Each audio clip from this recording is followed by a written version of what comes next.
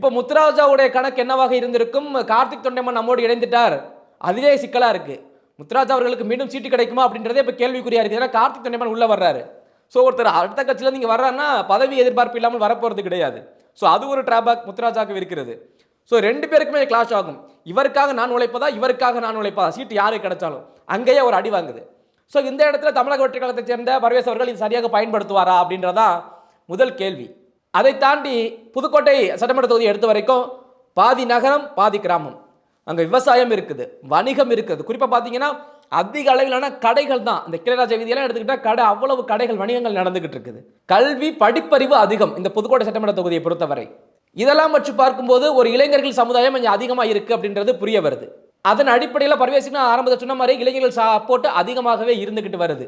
இன்னொரு முக்கியமான விஷயத்தை கவனிச்சு பாருங்க. இந்த தமிழக வெற்றி கழக மாணவ சொன்ன முதலாக தமிழ்நாட்டிலே ஒரு கட்சி அலுவலகத்தை விஜய் அவர்கள் ஓபன் பண்ணாரோ இல்லையோ, முதலாக புதுக்கோட்டை மாவட்டத்தில் இதே பர்வேஸ் தான் ஓபன் பண்ணார்.